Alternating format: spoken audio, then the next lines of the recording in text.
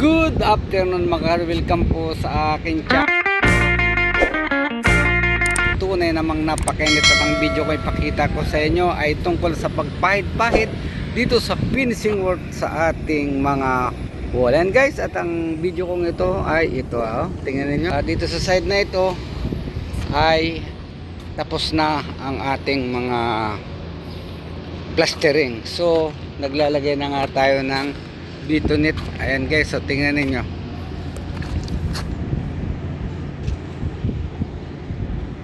At ito guys, kung makita ninyo itong wall na ito, ayan, tayo po ay naglalagay na ng Bitonet. Paano maglagay ng Bitonet?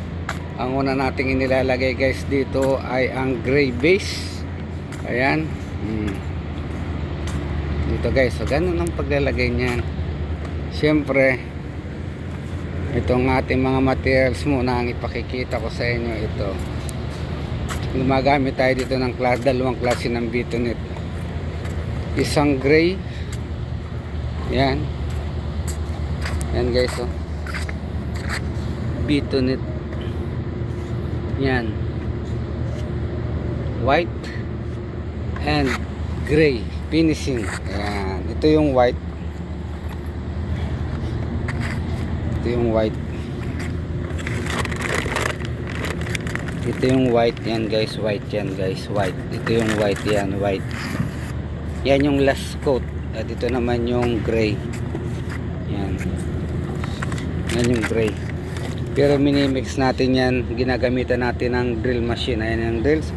At siyempre mayroon tayong C-band. Ito ang C-band natin guys na ginagamit. Ayan, B2 band, Bitonet din yan.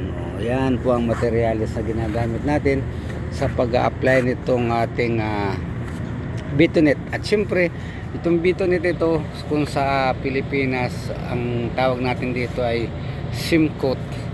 At ang pag-a-apply nga nito ay tulad din ng pag-a-apply ng mga puti. Ayan guys, so ito in-apply na nila ng gray. Ito gray na ito. Pagkatapos itong na-apply ang gray nung matuyo, siyempre isasanding na yan, sanding, then ito na ang labas niya, nilalagyan nila ng kulay puti. Yan na yung white. Yan ang ating mason. Ayan, dalawa sila, Paris. Ayan guys, so paikot yan, dalawang beses ito papatungan ng puti. Ito, pagkatapos niyan, bago mo ito pinturahan ng primer, itong gray, ilalagay mo muna yung isasanding mo muna yan, then gray, then white. Pagkatapos ng white, sililiha yan, lalagyan na ng primer. Pag naglagay ng primer, puti naman. So bali magiging apply natin dito, magiging tatlong pares, dalawang Bitonet, isang puti, primer, tapos pintura ang ilalagay na. Yun, ganyan lang po yan. Ayan na, makikita ninyo.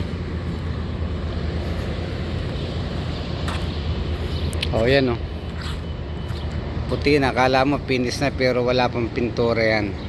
Ilalagay na ng primer, then yung ating finishing color na white paint. Ayan guys, at dito tayo sa likod, lahat ng building ganun ang ating pinipintura.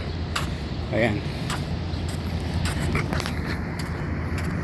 Yun ito, tapos na ito, pintura na lang ang kailangan dyan. At yung base nya, i-repair din yung base, yung groove na yan. Meron din yung tatakloban din yung groove na yan, ang puti, kulay puti. Finish lang. Nandiyan pa rin yung groove pero ipipinis lang. Ito wala pa ito. Itong side na ito wala pa, balance pa yan. Makikita nyo. So ito pa lamang.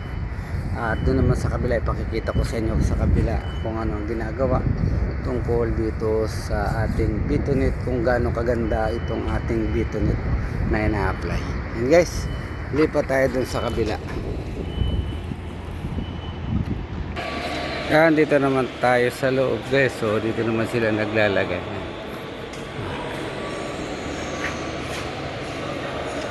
Ayan. Bitonet. Nandun sa taas. Yan.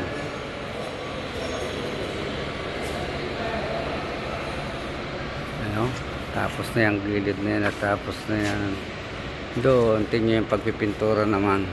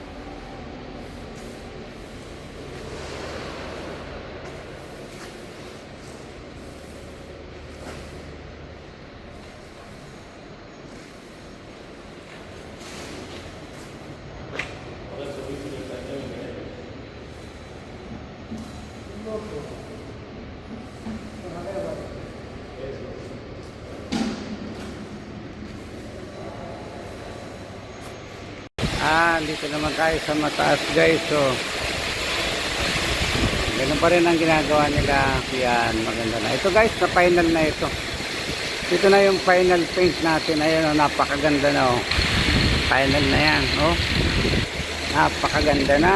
Wow, wow, wow, wow. Ayan ang final na yan. Tapos na yan. Natapos na yung area na.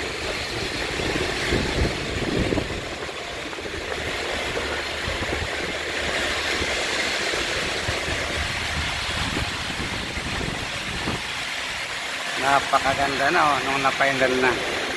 Final coating na ito. Talaga namang wala ka na makikitang alon-alon. Oh, diba?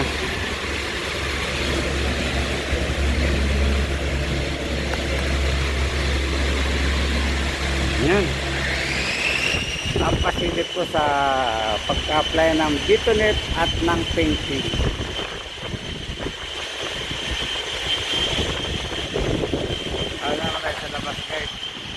Labas tayo dito.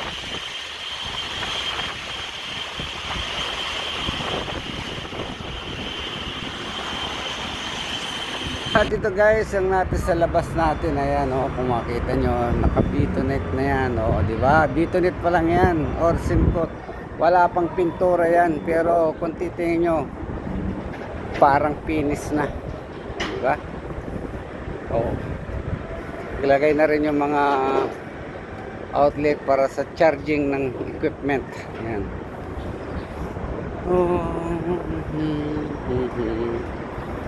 Oh, di yan, ang ganda ng Bitonet.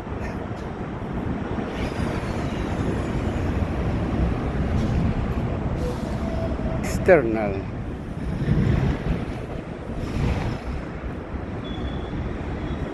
Bitonet pa lang yan mga karot. Sunod yan, final painting na. Wala pang pintura yan.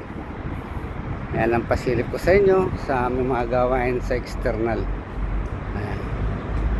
Yan, meron na ritong salamin. Ayan.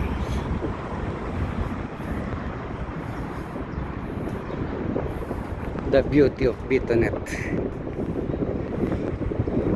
Bitonet pa lang yan mga karot.